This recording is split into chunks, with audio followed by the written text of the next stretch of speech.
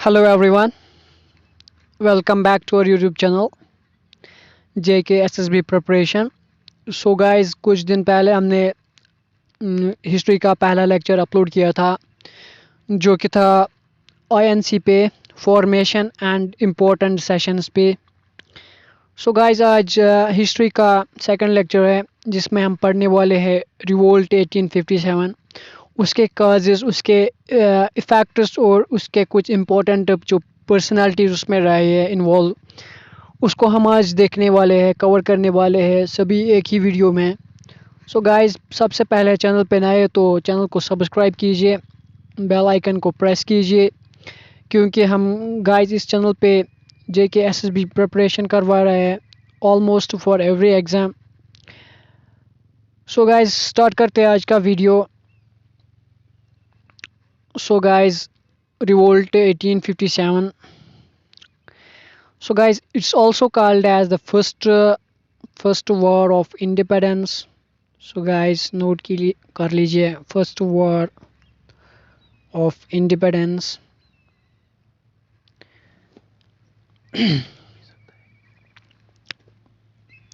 So guys, ये बहुत बार question में देखने को मिला है कि revolt 1857 also called as. So guys, it's also called as first war of independence. वो गाइस क्योंकि ये बहुत बड़ा रिवोल्ट था। ऑलमोस्ट जो इंडिपेंडेंस थी वो पीक पे थी, कुछ मतलब काजेस के कारण वो फिर सप्रेस हो गई फिर से, वरना जो ब्रिटिश थे वो ऑलमोस्ट यहाँ से लीव करने वाले थे इसी रिवोल्ट में। इसके बाद फिर से ऑलमोस्ट 90 इयर्स उन्होंने यहाँ पे स्टे किया, वरना इसी रिवोल्ट में ब्रिटिश यहाँ पे लीव करता। सो इसके कुछ हम इम्पोर्टेंट काजेस यहाँ पे डिस्कस करने वाले हैं गाइस, जिसमें सबसे पहले हमने यहाँ पे लिखा है कि सोशल काजेस इसके। सो गाइस, यहाँ पे इंडियन सोसाइटी में जो वुमेन को दर्जा दिया जाता था वो मतलब बहुत लंबे समय से यहाँ पे वो उतना भी खास नहीं देखने को मिला। एबॉलिशन ऑफ सती में क्या आता था गाइस, ये विलियम बेंटिक ने यहाँ पे गाइस किया है। एबॉलिशन ऑफ सती यहाँ पे William Bentinck, most important point यहाँ पे। एबॉलिशन ऑफ सती का मतलब क्या है गाइस, कोई वुमेन है इंडियन सोसाइटी में, उसका फॉर एग्जांपल यहाँ पे हस्बैंड की डेथ हो जाती है तो उसको भी उसके साथ ही जलाया दिया जाता है। So guys, this was totally injustice. जो कि ब्रिटिश थे उन्होंने बोला कि ये क्या है भाई, कि एक आदमी मर गया और उसके साथ साथ ये ज़बरदस्ती उसकी वाइफ को भी यहाँ पे जला दिए जाते हैं, तो हम इसको नहीं मानते, इसको एबॉलिश करते हैं। तो इंडियन सोसाइटी में जो लोग थे बहुत पहले से ही जो सोशल थे, रिलीजियस थे गाइस, उनके साथ उनको लगा कि हमारे सेंटिमेंट्स के ख़िलाफ़ हैं और उन्होंने उसके खिलाफ गाइस बहुत एंग्री हुए इस एबॉलिशन को लेकर जो ये विलियम बेंटिक द्वारा किए गए यहाँ पे। सो इसी तरह गाइस यहाँ पे गाइस हिंदू रिमैरेज एक्ट यहाँ पे देखने को मिला। हिंदू रिमैरेज एक्ट में क्या देखने को मिला गाइस, यहाँ पे कोई लेडी की हस्बैंड की डेथ होती है तो वो भी यहाँ पे शादी या कुछ कलरफुल नहीं पहन सकती, उसके बाल काट दिए जाते हैं गाइस। तो it was also injustice with Indian womens, तो ये भी यहाँ पे एबॉलिश किया बाय ब्रिटिश। तो इसको लेके भी जो इंडियन पीपल थे वो बहुत एंग्री हो गए और ये भी एक हेटनेस फैलाने में यहाँ पे सक्सेसफुल रहा है against British. So guys, in the same manner यहाँ पे इंट्रोडक्शन ऑफ एनफील्ड राइफल्स, जो यहाँ पे ब्रिटिश आर्मी थी उनमें बहुत इंडियन सोल्जर्स भी यहाँ पे तैनात थे गाइस। तो उनमें क्या देखने को मिला, यहाँ पे इंट्रोडक्शन किया गया है फेट का, काऊ और पिग का फेट का यहाँ पे इस्तेमाल किया गया कार्टिलेज को, जो कि राइफल्स में फिर यूज़ किया जाता था। And for Hindus and Muslims, Hindus के लिए यहाँ पे काऊ बहुत रेस्पेक्टफुल है, बहुत रिलीजियस माने जाते हैं हिंदूज़ के लिए। और सैम यहाँ पे जो पिग है वो बहुत बुरा माना जाता है यहाँ पे फॉर मुस्लिम्स।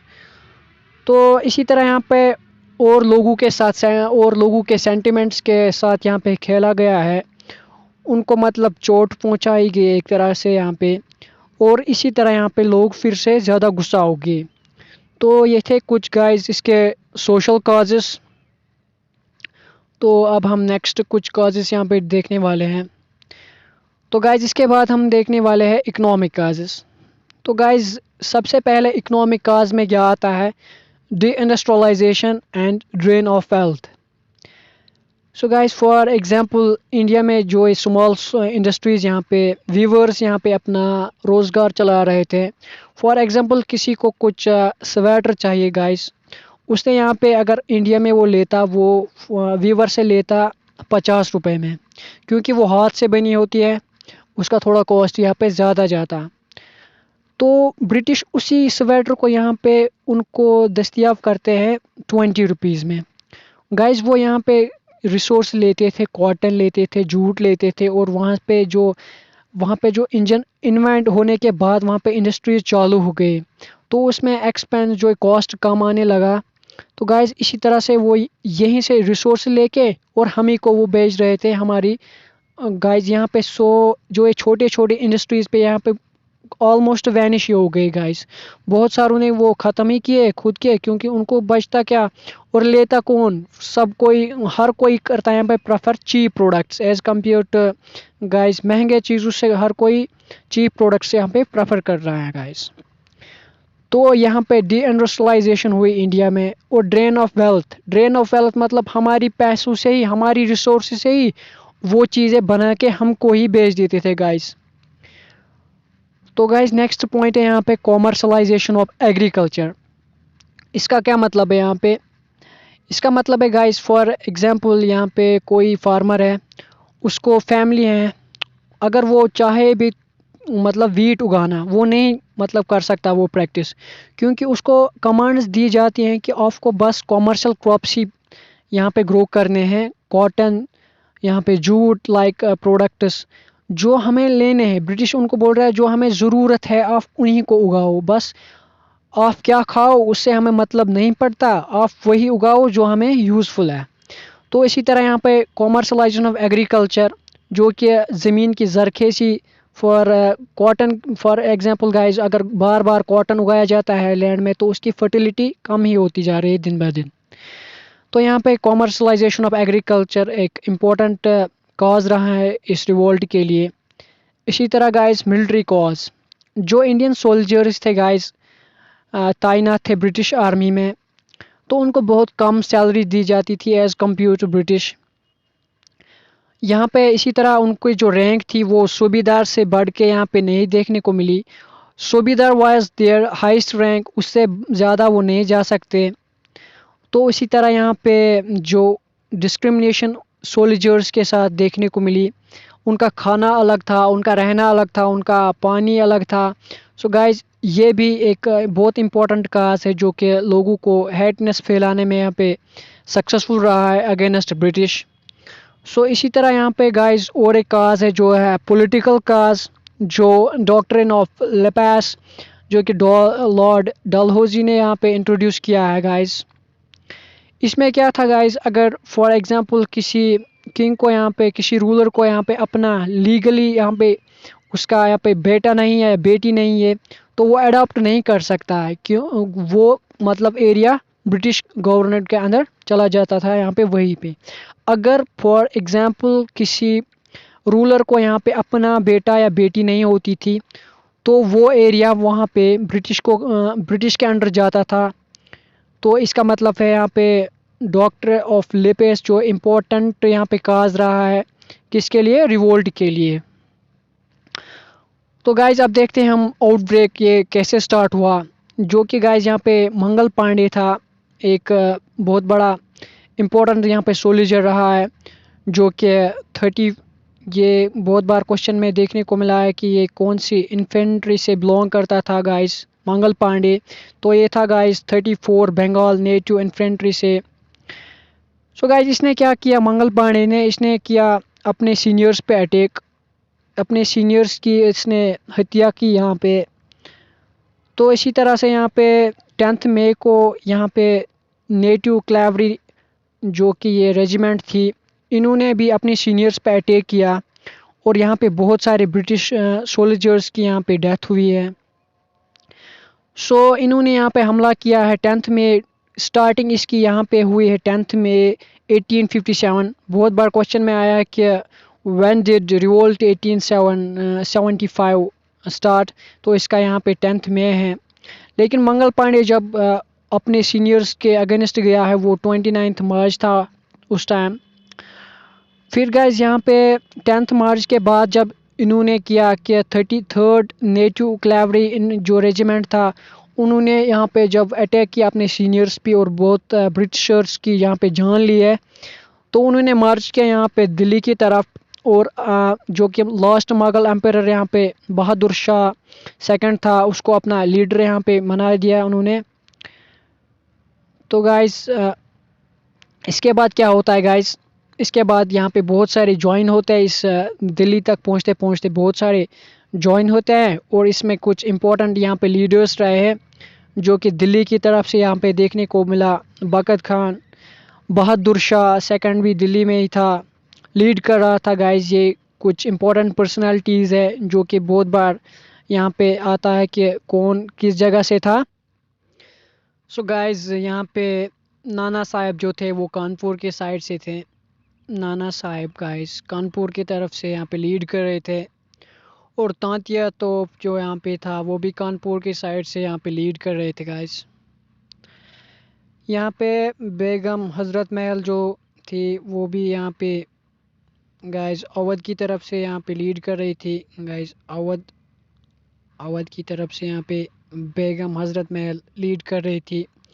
और रानी लक्ष्मी यहाँ पे झांसी की तरफ से यहाँ पे लीड कर रही थी। और इसी तरह यहाँ पे कंवर सिंह जो थे वो बिहार की तरफ से यहाँ पे लीड कर रहे थे।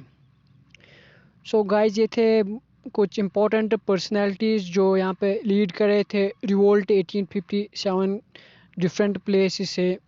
सो गाइस अब इसके जो इफ़ेक्ट्स रहे वो क्या रहे रिवोल्ट 1857 के जो इसके मतलब हम बोल सकते हैं कि इसके आउटकम क्या आया है वो था। सबसे पहले यहाँ पे most important guys, doctrine of lapse was withdrawn, ये ख़त्म की गई गाइस।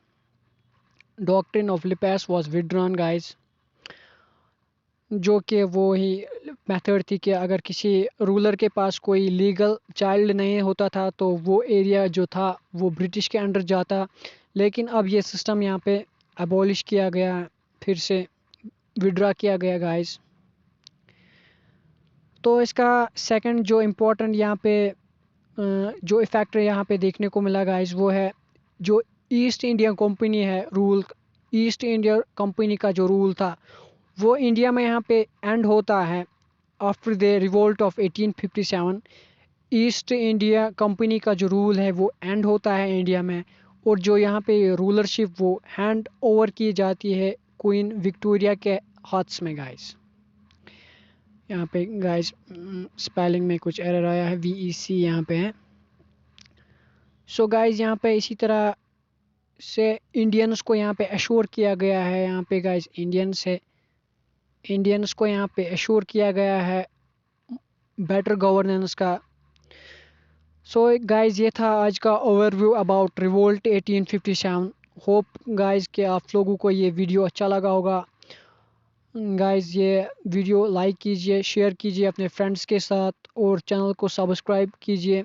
मिलते हैं अगले लेक्चर में।